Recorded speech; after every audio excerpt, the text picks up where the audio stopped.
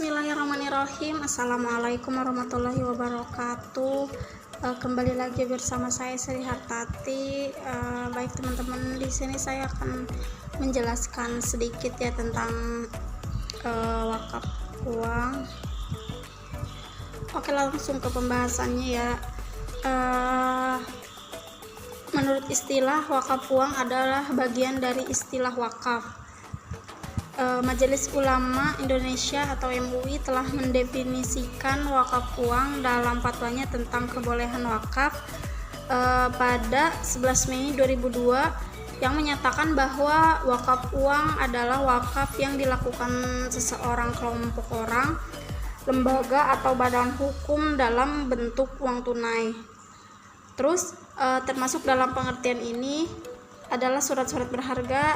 Definisi ini kemudian diperkuat oleh lahirnya Undang-Undang Nomor 41/2004 dan Peraturan Pemerintah Nomor 42 Tahun 2006 tentang wakaf yang menyatakan bahwa uang termasuk bagian dari benda wakaf.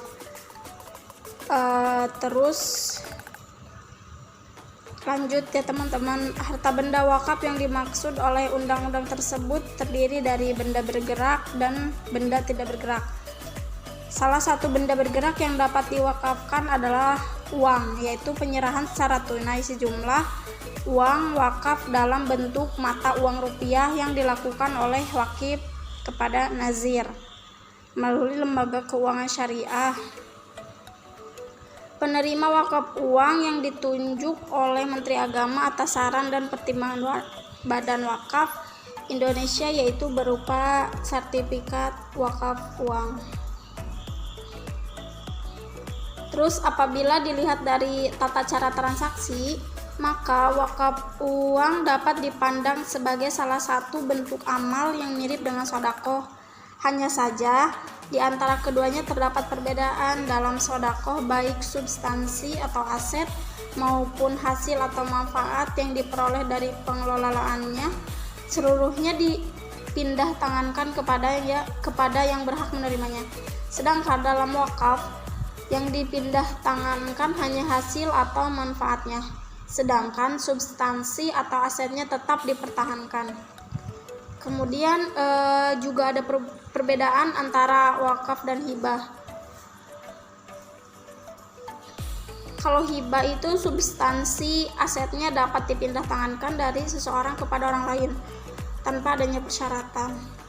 Sementara itu dalam wakaf ada persyaratan penggunaan yang ditentukan oleh wakif atau pemberi wakaf.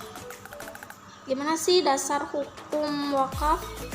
Secara khusus tidak ditemukan nas Al-Quran maupun hadis yang secara tegas menyebutkan dasar hukum yang melegitimasi dianjurkannya wakaf.